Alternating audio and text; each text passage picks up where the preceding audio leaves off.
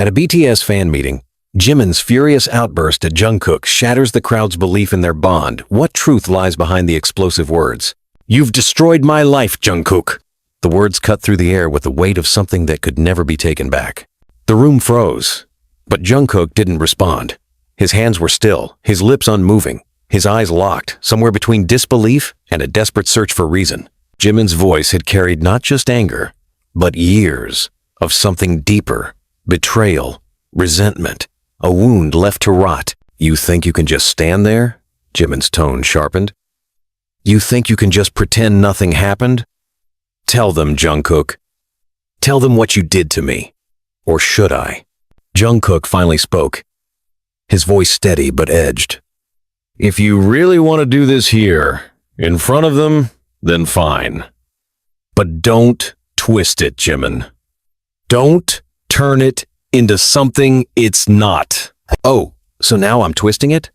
Jimin shot back immediately.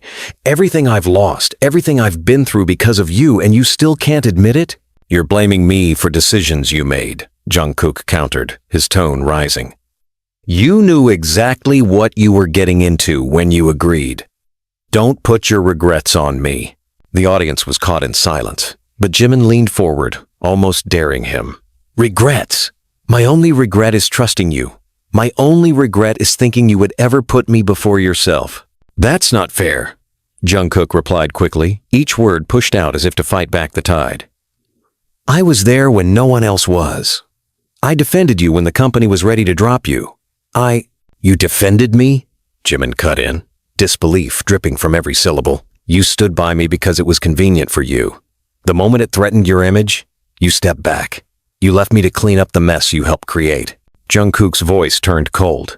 "I didn't create the mess, Jimin. You did. And you know exactly what I'm talking about." The crowd shifted uncomfortably, whispers spreading like wildfire, but neither of them broke eye contact. "You're a coward," Jimin said, almost as if speaking to himself now. "You hide behind the perfect image. You hide behind what they want to see. And when someone gets hurt because of you, you just walk away." "I never walked away," Jungkook shot back. "I was forced to. The moment you crossed the line..." "Don't you dare talk about lines," Jimin's voice hardened, cutting him off again. "You think I don't know about the deals you made behind my back? About the promises you broke when you thought I wouldn't find out?" Jungkook's breathing seemed heavier now, though he refused to look away. "I did what I had to do to protect us. You can't see that because you've decided to turn me into the villain in your story. But I'm not, and I never will be." "Protect us?" Jimin laughed, but there was no humor in it. "If this is your idea of protection, I'd rather you had been my enemy from the start. At least then I wouldn't have been blindsided." The moderator, unsure whether to step in, lingered at the side of the stage, but neither Jimin nor Jungkook acknowledged him. The tension was so thick it didn't need anyone to narrate what was happening. Every word was its own revelation. "You want the truth?" Jimin said, lowering his voice just enough to draw everyone closer without moving a step. "The truth is, you chose yourself. You always have, and you always will." "That's not the truth," Jungkook replied, quieter now, but firm. "That's just the version that lets you sleep at night." For a moment, it felt like the whole room was holding its breath, waiting for the next strike. But the pause wasn't an end. It was simply a moment where both men measured just how far they were willing to go, and how much more they could bear to lose. "I'm done," Jimin finally said, turning away without looking back. "You can explain it however you want. I've said what I needed to say." Jungkook didn't move, didn't call after him. His silence wasn't surrender, it was a decision.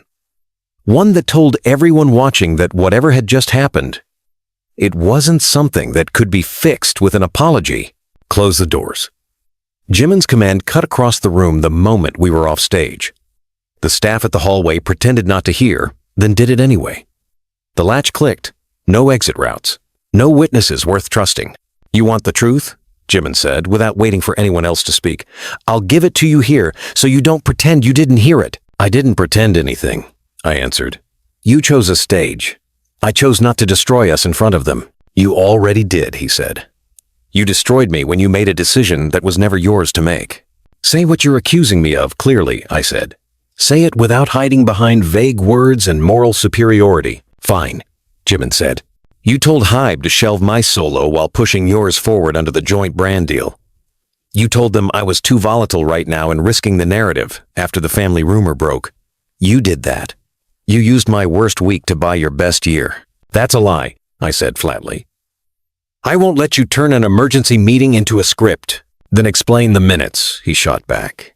Explain the memo with your initials on it. The memo was a summary of what legal said, I replied. There was a clause about reputational risk. I argued that we protect you first and delay all launches. All launches, not just yours. Except yours came out on schedule, Jimin said, not blinking. Except the brand deal used my clips for your teaser. Except I was the shadow on your big moment and no one told me until the night before. Because you stopped answering, I said. Because every time I tried to talk, I got one-word replies. Because your uncle called our manager and threatened to go public if we didn't distance ourselves. You want me to pretend none of that happened? Don't bring my family into this, Jimin said. You know what that does to me. I know exactly what it does to you, I said, steady. That's why I swallowed it and told them we stand together. I told them. You think I wouldn't? Then tell me why the call log shows 3 attempts from me and 6 from the legal team and you answered none. Because I was busy trying to keep my mother from signing a statement she didn't understand, he said. Because I was begging someone who shares my blood to stop selling me to tabloids for rent money. Because every time I tried to breathe, another anonymous source dropped a quote that sounded like it came from inside our circle. Not from me, I said. Not from us. Someone gave them the labels internal dates, Jimin said. Someone gave them my demo titles. Someone gave them the line about Jimin's fragility as a marketing angle. That line disgusted me, I said. I argued against it. You didn't destroy it, he replied. You performed around it. Stop making everything binary, I said. There were 10 fires at once. I chose the one that kept us from burning down the whole building. You chose the one that gave you the biggest room, Jimin said, calm and clear. The manager finally spoke from the corner. We have the press waiting for a statement. We need a line that closes the fan meeting incident. Here's your line, Jimin said without looking at him. The truth came out, and the truth will continue to come out. We don't need to spin reality. You want reality? I asked. Reality is that I covered for you when you were late to 3 rehearsals, because you were dealing with things no one should face alone. Reality is that I told the producers to shut up when they suggested cutting your verse. Reality is that I turned down a commercial because they wanted me without you. And reality is that you stood on stage today and called me the thing I hate most, a liar. I didn't call you a liar, he said tone tight. I called you what you've become to me. Someone who makes choices for both of us without telling me the cost. I told you the cost, I said. You just didn't like the number. You never told me about the part where they wanted to permanently pair my name to your brand as Stability Optics, Jimin said. You never told me about the part where they wanted me to open for you under the BTS Extended tag while my own album stayed in development. You kept that quiet. I didn't keep it, I said. I killed it. Then why did I see a deck with my photo next to optics and safety net and containment? He asked. Why did I see a slide with my career described as a variable and your career described as a driver? Because the world we live in is cruel, I said. Because people with titles like to reduce us to charts. Because every time you bleed, they see numbers. I took the deck. I told them to delete it. And I told them if they reprinted it, I'd walk. You'd walk, he repeated. But you didn't. I didn't. Because you asked me not to walk when you were drowning, I said. You told me to hold the line, so I held it. Do you know what it feels like to hold a line while being accused of letting go? Jimin didn't answer that. He turned to the manager. You said the press is waiting. Here's what we say. The band is taking 7 days to address internal issues. No meet and greets, no statements, no photos, no clever captions, just silence. Silence will kill us, the manager said. Noise is killing us faster, Jimin replied. I stepped closer, not to intimidate, but to refuse distance. There's one more truth you're not saying. Say it, Jimin said. You were the one who asked me to delay your album, I said. You asked me at 2 a.m. after that call with your uncle. You said, I can't put this out like this. I'll ruin it with my head like this. I said, okay, I'll make them stall both projects to buy you time. You said, no, don't stall yours. I need to see something move forward or I'll break. That's what you said. His answer came slow. I asked you to delay mine for a week, not months. I didn't ask you to let them tie my work to your brand plan. And I didn't ask you to be the one who took that sentence, too volatile, and made it permanent. I didn't make it permanent, I said. I made it survivable. And in doing so, he said, you made me the guy who needed to be saved in every room. I stood between you and people who want that label on you forever, I said. And the one person I never thought would slap it on me was you. He looked at me, and for a moment there was no argument in the air, only the measure of what we knew about each other and what we didn't. Then his phone buzzed against the table. He flipped it. A message preview showed just enough to change the room. What is it? The manager asked. Jimin didn't answer. He handed the phone to me. A link. A tabloid post. A leaked audio file. The caption was short. Jungkook negotiates Jimin's delay with execs. Listen. Fake, I said immediately. Play it, Jimin said. No, I replied. We're not feeding this. Play it, he repeated. The manager pressed a link. The file began. My name in an exec's mouth.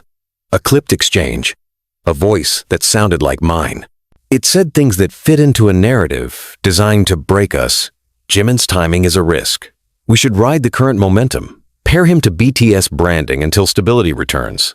The file cut, then resumed with an exec saying, we can dial up the dependable image. Then a voice like mine again. Do what you have to do, but don't let him crash the rollout. I never said that, I said, breath steady. I said, don't let this crash him. They cut it. They rearranged it. They always do, Jimin said. And yet somehow it always helps them and never us. The manager spoke. We can sue. By the time a court date arrives, Jimin said, the story becomes the truth. I'll post the full call, I said. You recorded it? He asked. No, legal did. They record everything. We request it. We put it up. We show context. They'll say we doctored it, he replied. They'll say that no matter what we do, I said. Another message lit up his screen. A different contact. A line that hollowed my stomach the second I read it. Your cousin says he has the original memo with JK's notes. My notes? I asked. I don't leave notes like that. He knows the people that know the printers, Jimin said. He knows the floor managers. He knows how to find paper that was never meant to be seen. This is extortion, the manager said. It always has been. Jimin looked at me, not with anger now, but with calculation. If you're telling the truth, then the full call helps both of us. If you're lying, the full call destroys you and saves me. Either way, the only way out is forward. Release it, I said. Now, he nodded once. Then we do it together, on both our accounts.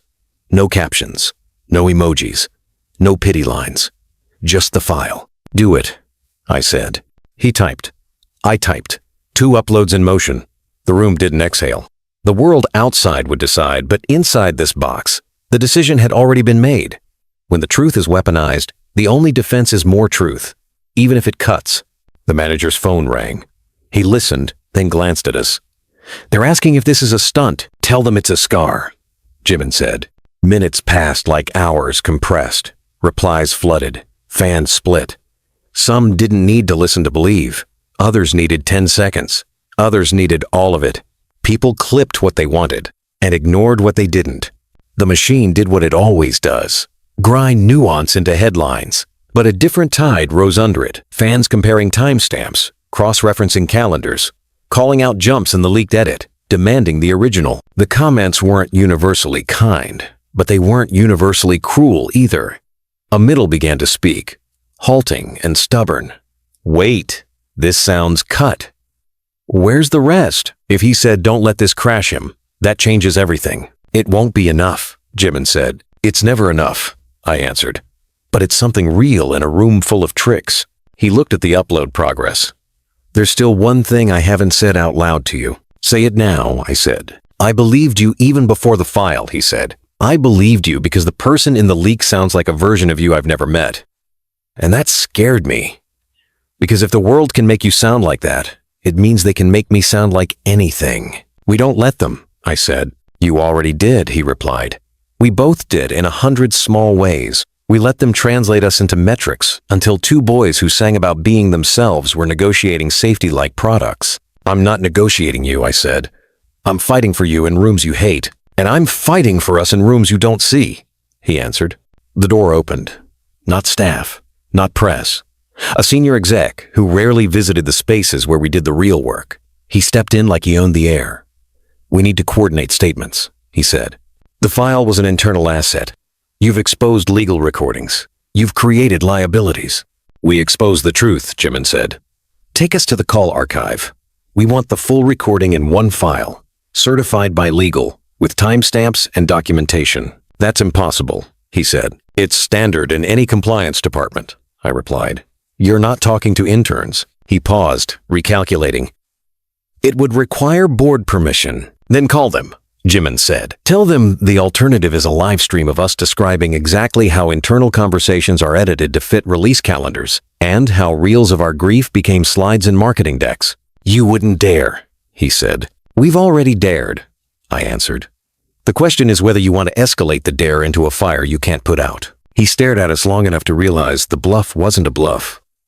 I'll make calls, he said, and left. Jimin sat, not to rest, but to plant himself in the choice he'd made. There's another part you don't know, he said. If the full call clears you, I will go on record about the family situation. All of it. No protecting anyone who sold me. No pretending it was a misunderstanding. And if the full call implicates you, I will still go on record. But not to bury you, only to say I know how this machine corners people. You don't owe me that, I said. I owe myself clean ground, he replied. I can't build anything on mud. The manager returned with two lawyers in tow. They carried folders and the defensive posture of people who had been forced into honesty. We have the composite file, one said. It's long. It includes everything from the entry tone to the closing handshake. Good, Jimin said. Play it. They set a laptop down. A tone. Introductions. Legal disclaimers. Then 25 minutes in which the story refused to be simple. I heard myself say, we can't tie his name to stability optics. That language is dehumanizing. I heard myself say, delay both projects 2 weeks. Give him space, and I'll take the heat. I heard the exec say, we can push yours as a quiet drop in case the other situation escalates. I heard myself say, if you push mine without him ready, you'll look like you're sidelining him.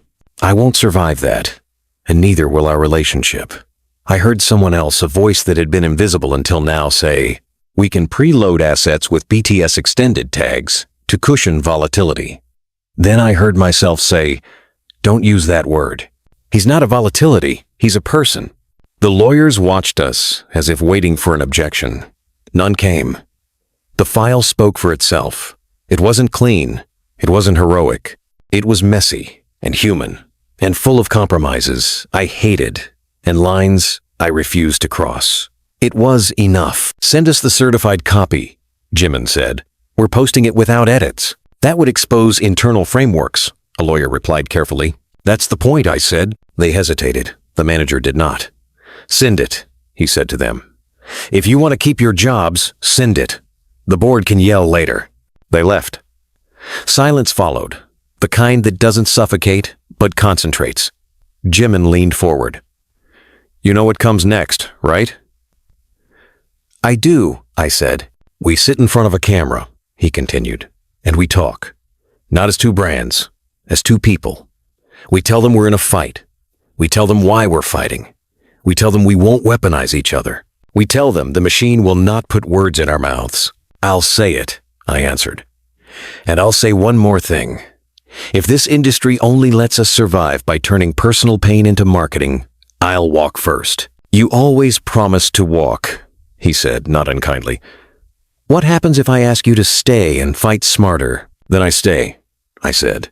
He nodded once, like a contract signed without paper. Then we fight.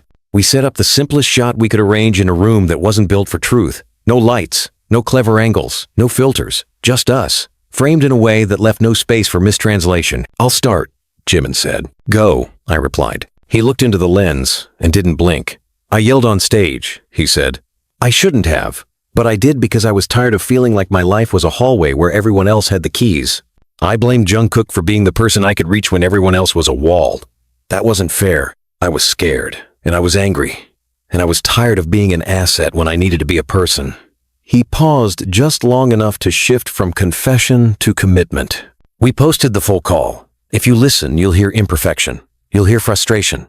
You'll hear both of us trying not to lose each other in a maze built by people who don't sing with us. You'll also hear this. He didn't sabotage me, and I didn't collapse.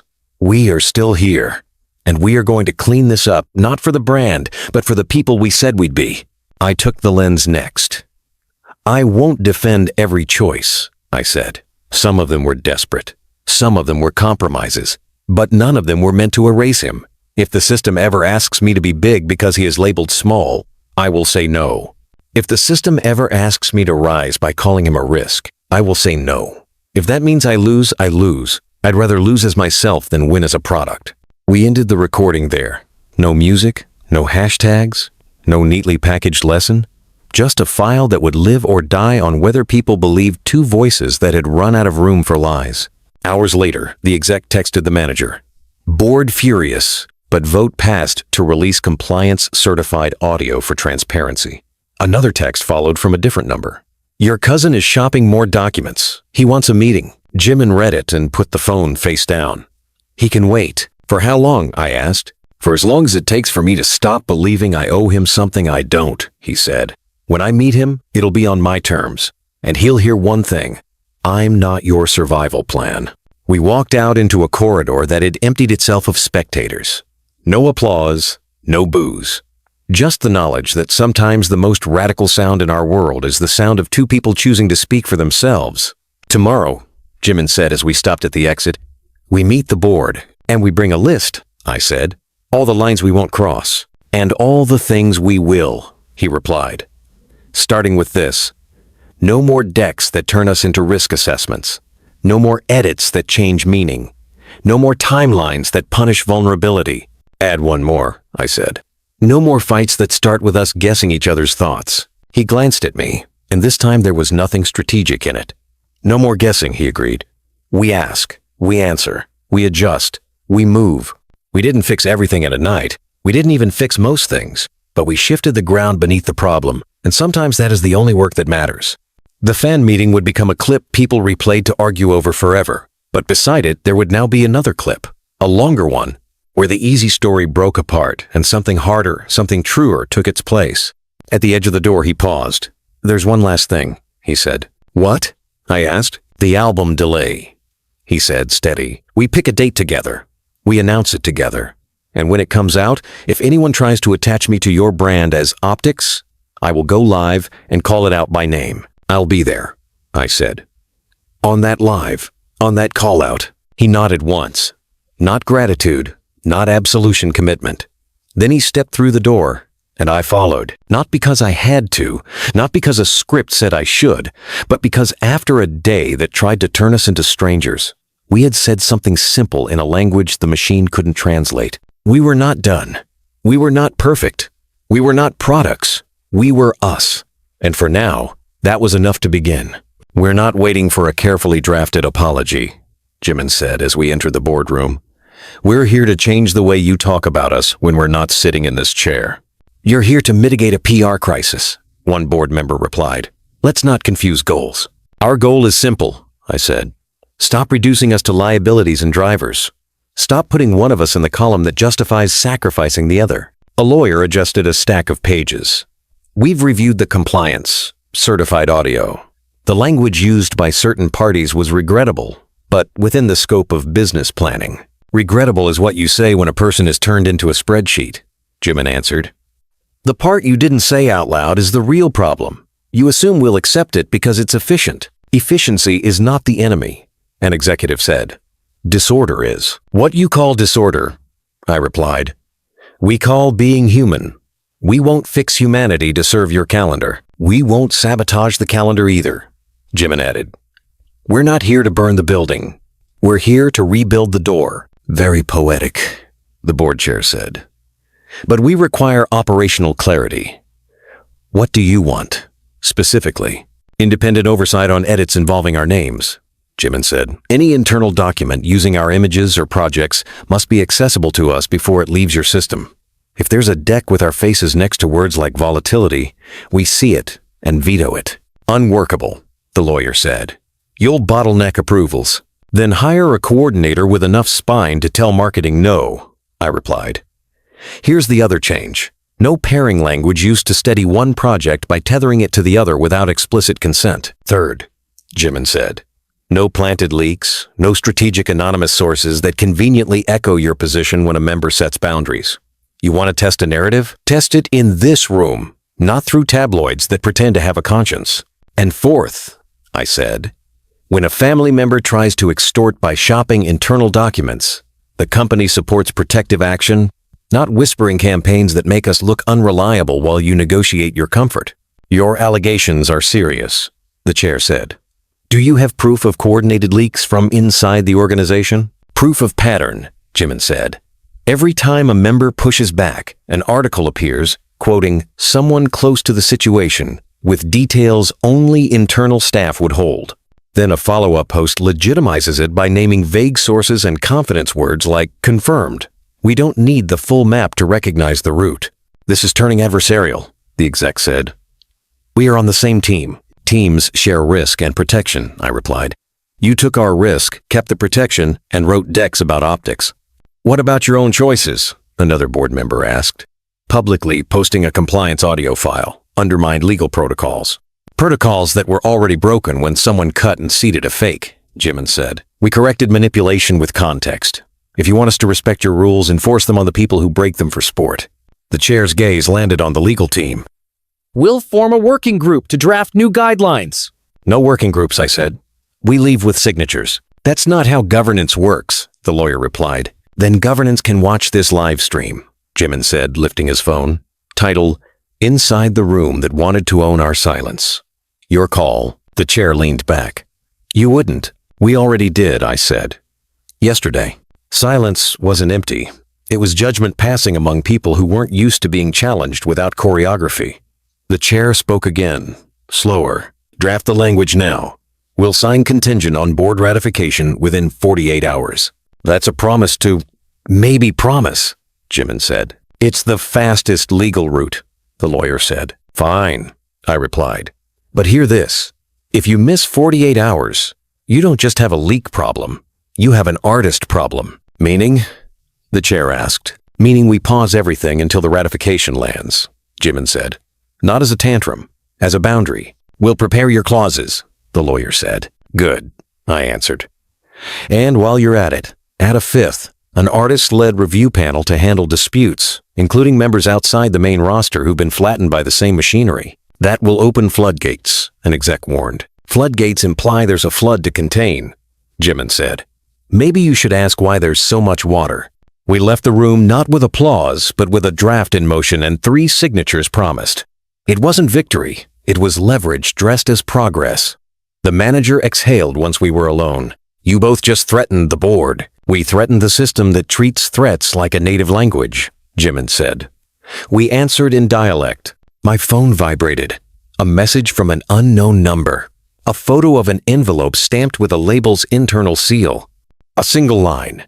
Meet me or this goes public. Tonight, 9 p.m. The old studio parking lot. Who is it? The manager asked. Jimin's cousin, I said. Jimin looked at the screen without touching it. So he wants a sale or a scene. He wants leverage, I replied. We bring none. We bring clarity. No cash? The manager asked. No cash, Jimin said. No deals, no pity. He gets truth or he gets nothing. The old studio parking lot had been the setting for scrappy rehearsals and midnight arguments and decisions that felt like destiny at the time.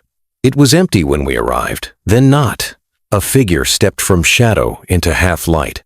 He spoke first, impatient and certain. You came. Good. I've got papers. You've got fans. We can help each other. We're not buying anything, Jimin said. What you have belongs to me, and the people who took it from you will not protect you when you run out of useful lies. He smirked. I don't need their protection when I have the internet. The memo is explosive. The notes are clear. Delay, Jimin. Protect momentum. Stability optics. They'll eat it. Show it, I said. He dangled the envelope like a prize. There's a price. You sell me again, Jimin said, calm. But this time you want my face to pay for your debts more directly. You were always the expensive one, he said. You cost everyone time. Time is money. You're not here to discuss economics, I replied. You're here to see if we'll break. We won't. He laughed once. You think moral altitude works on me? I have rent, loans, a mother close to foreclosure. I have reasons. You have slogans. You have choices, Jimin said. You always had choices. You could have called me. You could have said you were drowning. You chose to turn my name into currency because your name prints money, he shot back. You made it that way. And now you want the machine you fed to chew me, Jimin said. And you think it won't chew you after? His grin thinned. I have copies. Then you don't need me, Jimin said. Post them. Let the world see forged margin notes on a memo that Legal wrote. Let them match handwriting. Let them watch you explain how you knew the print schedule of internal decks. Let them ask which employee traded you the original. You didn't get that paper at a thrift store. He shifted. I have a recording too. Post it, I said. He stared at me, thrown off by a door that wasn't locked. You're supposed to beg. We don't beg, Jimin said. We correct. He tried a different angle. Maybe the recording proves you negotiated his delay for a brand check. Maybe it proves he's a burden. Maybe it proves what everyone suspects. It proves an edit, I replied. And it proves that the people who have been eating at our table while hating our presence finally pushed their plates too far. He looked at Jimin again, searching for softness. You think you can stand there and call me a thief after all the times I covered for your side of the family? I kept secrets. I kept the mess hidden. You kept receipts for a future sale, Jimin said. And now you're here at the counter. He shook the envelope once more. Last chance. Jimin nodded toward the paper. Read it, he said to me. He blinked. You can't read it, Jimin repeated louder. I stepped forward. He hesitated, then held the top sheet half out, guarding the rest. Enough to see headers, stamps, initials that looked like mine but wore the wrong slant. Enough to see margin notes in a hand that tried to mimic mine and got the spacing wrong. Enough to hear Jimin say what he'd already decided to say. We're not here to buy our names back, he said. We're here to stop letting you rent them. Don't be dramatic, his cousin muttered. This is business. No, Jimin replied. This is the end of you using our pain as your business model. He tore the envelope. Not with violence, just finality. Paper ripped. Fragments fell. I didn't move to stop him because none of that paper was going to save us at the cost he wanted. He stared at the shreds, stunned by the reality that his leverage could be treated like trash. You're insane, he said. I had you. You had a chance, Jimin answered. You could have chosen family. You chose the market. The market doesn't love you. It never will. He turned on me. You taught him this. You made him cold. I taught him to end the performance when the audience demands blood, I said. No one gets to sell him again. He tried to stomp on the scraps as if that would reverse time. Then he pocketed the leftover corner and left without grand threats because the obvious one had already failed. The manager exhaled slowly. You've just invited a war. The war was already here, Jimin said. I simply declined the terms. He looked at me. You still in this? I was always in this, I said. We walked away from the empty lot and toward a night full of phones we wouldn't touch for a while. The next morning, the board's interim draft arrived with language that actually reflected the conversation. Oversight clauses, artist vetoes, anti-leak provisions with teeth strong enough to break patterns if enforced. It wasn't perfect, but it was the first document in months that didn't try to disguise us as metrics. There were consequences anyway. A pundit panel declared our video reckless. A columnist decided Jimin's onstage shout was weaponized vulnerability. A rival label leaked a source that claimed I was plotting a solo exit. The drumbeat tried to push us back into roles that made the machine comfortable. We answered by refusing the script. We released a joint schedule with dates we picked together, including Jimin's album window. We announced a small listening session for trainees where we would discuss contracts and language. We published redacted sections of the oversight draft, once ratified, so fans could read the spine of the change rather than waiting for gossip to translate it. Risky, the manager said. Necessary, Jimin answered. We also set a meeting with 3 members from the wider roster who had been dragged through similar storms. They arrived carrying stories, questions, and the heavy look of people who expect to be dismissed. We didn't dismiss them. We shared the draft. We asked what protections they needed that we'd missed. They filled the margins with lived experience that no executive could fake. "This is what you meant by no more translations," I said to Jimin afterward. "This is what I meant by no more guessing," he replied. "Ask, listen, adjust." By afternoon, the cousin tried again through a blog that promised an expose and delivered a messy half-truth dressed in stolen adjectives. We ignored it. Fans who had listened to the full call and read the draft ignored it too. The post spiked and fell, then resurfaced in smaller circles because that's how debris floats. Late that night, Jimin texted me 3 words that weren't a question and didn't need punctuation. "We keep going." I answered with 4 that weren't poetry and didn't pretend to be. "We keep going together." We woke to a message from the chair. Board ratification unanimous. Clauses approved as submitted. Working group formed for roster-wide adoption. It was the sort of statement that avoided warmth on purpose. It didn't matter. The document mattered. The precedent mattered. The quiet shift from volatility to voice mattered. There were still interviews to endure, op-eds to outlast, whispers to salt. But for the first time in too long, the battlefield didn't feel like a maze designed by someone else. It felt like a map we had marked ourselves. It felt like a stage we could stand on without rehearsing apologies for existing. We met the manager in the rehearsal room that had seen our worst ideas and our best recoveries. He had a folder in hand and a look that said he was genuinely proud without needing us to save face. "You both did something rare," he said. "You told the truth before the world could weaponize it." Jimin nodded. "Now we do the next rare thing." "What's that?" I asked. "We make music," he said. "Simple as that." I laughed once, not because it was funny, but because it was the first sentence in days that didn't carry a hidden trap. "Then we make it," I said. "And this time we don't ask permission to be whole." We put dates on whiteboards and erased them until the sequence felt like ours. We argued about track order and laughed at the same line for once. We called in a producer who had never treated us like variables. We sent back an offer from a brand that wanted to monetize the scandal. We accepted an invite to a student radio show that asked intelligent questions. We rejected a panel that wanted us to reenact the fight for ratings. Before we left the building that night, Jimin turned to me with a clarity that didn't need preamble. "When the album drops, if they try to hijack the narrative, we don't fight them with bigger headlines," he said. "We fight them with better sentences." We walked out into a quiet that wasn't empty.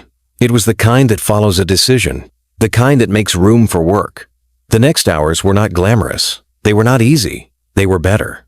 And if anyone asked later how we turned a shout into a starting point, the answer would be the least sensational one we'd ever give. We stopped letting other people translate us. We said it ourselves. We lived with the consequences. We kept going. "Schedule the press conference today," Jimin said. "Not after the weekend. Not after the board ratifies again. Today." The manager rubbed his temples without theatrics.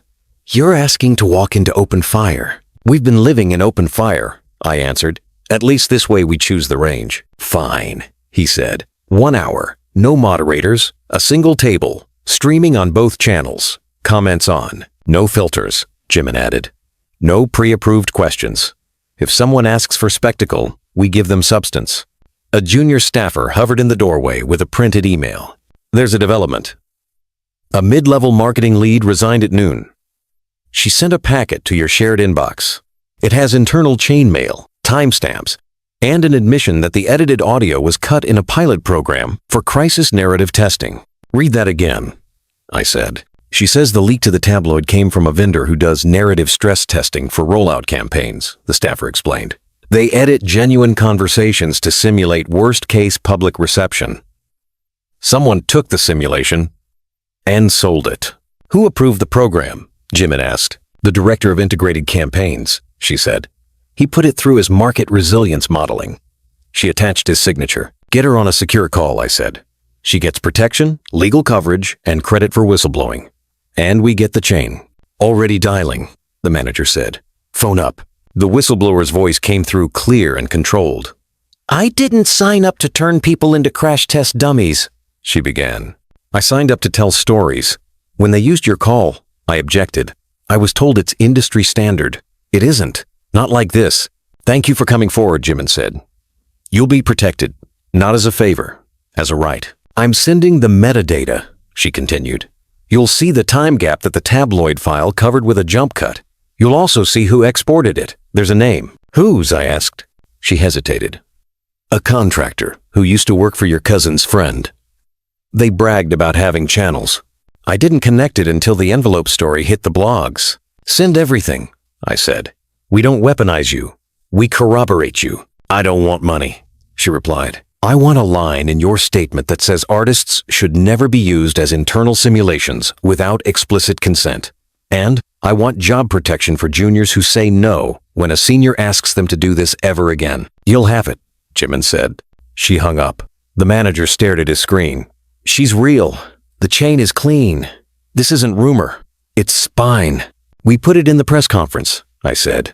Not as a gotcha, as a standard. We also called the director to the room, Jimin added.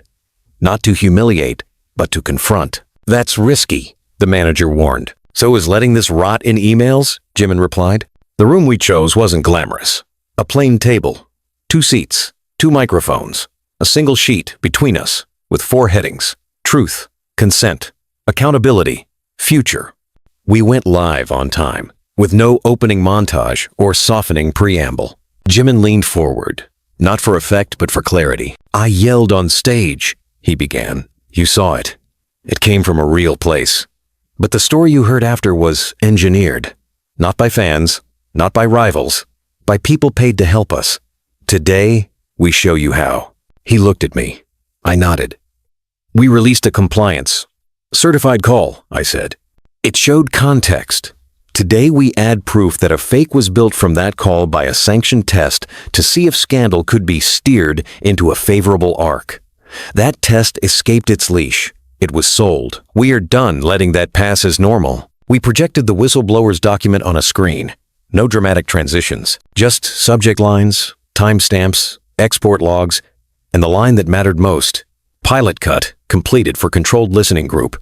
High impact phrasing identified. Send to contractor for external pulse validation.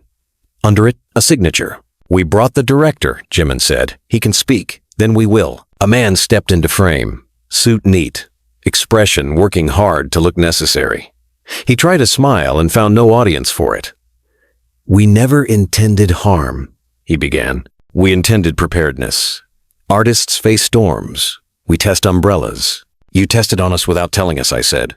You turned our private call into a lab experiment with a door to the street. It was approved, he replied.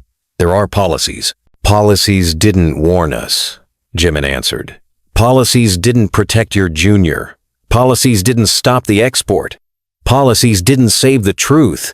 You brought a fire in and wrote controlled on the bucket. He shifted in his seat. We've suspended the program. It's not a program, I said. It's a philosophy. Stop calling it a tool when it's a choice. A reporter raised a hand. We gestured for her to speak. Do you accept any responsibility for the chaos? She asked. For escalating a fight in public? Yes, Jimin said without delay. I accept my part. I yelled when I should have requested a quiet room. I bled before I cleaned the wound. But my consequences are clear. What about theirs? Another hand. Are you threatening legal action? We're promising structural change, I replied. If legal is needed to cement it, we won't blink. But our goal isn't punishment for theater. It's prevention of harm. A voice from the back spoke without waiting to be called. Your cousin claims he has more proof. Jimin met the moment without flinching. My cousin had a chance to be family. He chose to be a broker. We will not buy from him, not now, not ever. If he posts, we counter with facts. If he lies, we correct. If he tells truth, we absorb and adjust. Another question, sharp. Are you using this to negotiate better terms? Or to stage a narrative about integrity that conveniently boosts your releases? I will not apologize for being strategic about my survival, I said. But if strategy ever asks me to lie about him, I walk. If truth costs sales, we pay it. We opened the floor to fans. A moderator filtered for clarity, not flattery. The first fan asked the question nobody in PR training would allow. What is the worst thing you've said about each other in a room like the one that got recorded? Jimin answered first. I called him a machine, he said.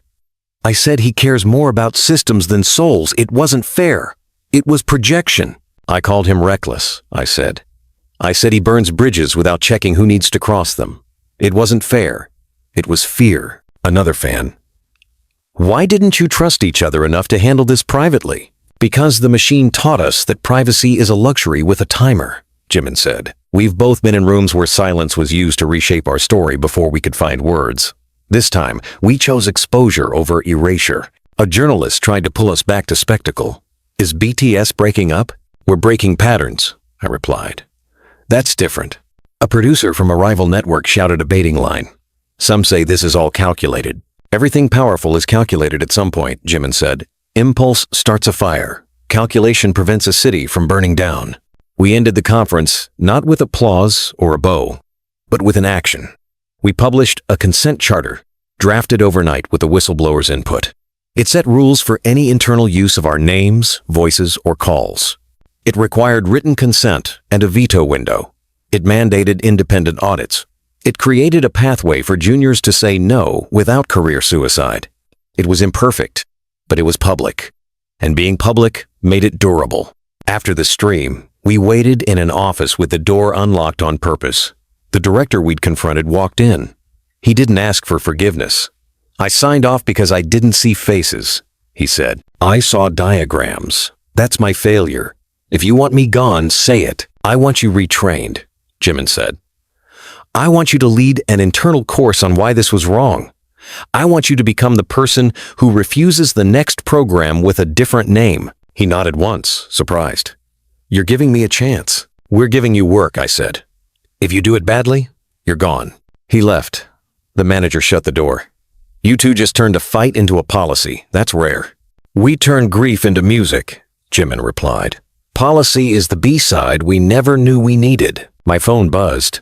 A message from the whistleblower. Legal offered me a promotion with conditions to keep quiet. I declined. I want the job because I did the right thing, not because I agreed to bury it. I typed back. Hold. We're bringing in an outside ombud. You deserve protection without a muzzle. Another buzz. The cousin again. But this time, the text was different. I'm done. I want help. I have nothing left. Jimin read it, waited, then responded with a single sentence. Help is not a transaction. He put the phone down. If he wants rehab, I'll fund it. If he wants hush money, he'll starve. You'll be called cold, the manager warned. I'll be called clear, Jimin answered. That afternoon, we accepted an invitation to a university law clinic. They wanted to host a public conversation about consent in creative industries. We expected pontificating. We found urgency. Students asked precise questions. Professors offered frameworks without condescension. A former intern cried without tears and listed the way she had been cornered into just doing the thing because everyone does it. We stayed an hour longer than planned. We left with names for the Ombud panel and a draft for wider adoption. The board ratification came through with 2 addendums we hadn't asked for but welcomed. A clause banning any use of stability optics language across all divisions, and a requirement that any vendor involved with resilience modeling sign an ethics rider with teeth we could sink lawsuits into. It wouldn't fix betrayal. It would make it expensive. We celebrated by refusing a party. We went to the practice room and argued about a chorus that kept collapsing under cliché. It needs a line that says we won't sell our scars, Jimin said. But it can't sound like a manifesto. It should sound like a promise we make to ourselves and break and make again, I replied.